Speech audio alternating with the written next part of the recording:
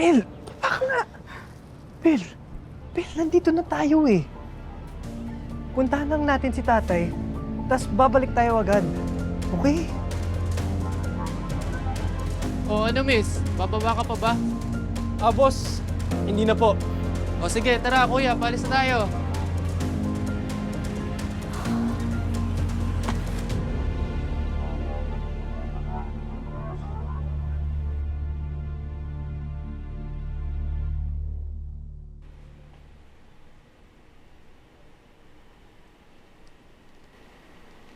Hoy, Sel, okay ka lang ba? Kasi ako mapalagay eh. Bakit naman? Di ba kausap mo lang kanina si Tyrone? Oo nga, pero iba kasi yung kutob ko eh. Parang iba yung nararamdaman ko. Magkasama naman yung dalawang magkapatid. Sigurado ako, hindi nila pababayaan ang isa't isa. O makita mo, mamaya lang nandito na yun. Ikaw naman, nag-o-overthink ka na naman.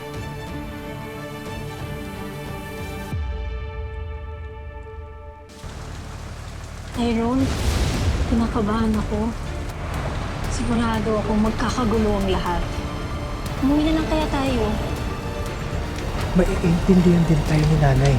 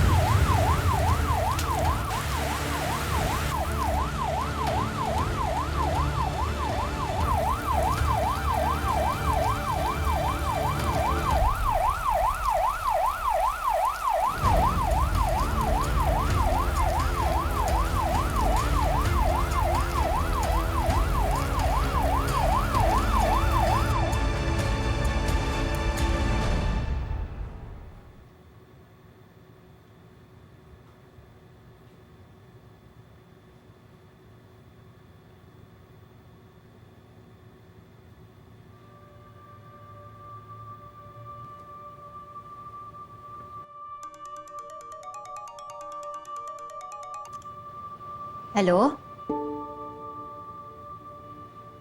Mga anak ko? Ano nangyari sa mga anak ko?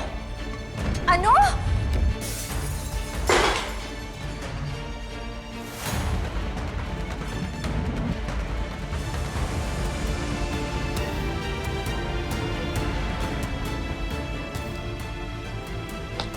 Hoy! Saan ka pupunta? Ano nangyayari sa'yo? Adela, may nangyari kina Tyrone tsaka kay Bel. Ha? Na-aksidente daw sila. Ano? Kaya ako sila punta sa ospital. Saan? Ha? Paano nangyari? Anong nangyari? Bakit nagmamadali si Rosel? Ha?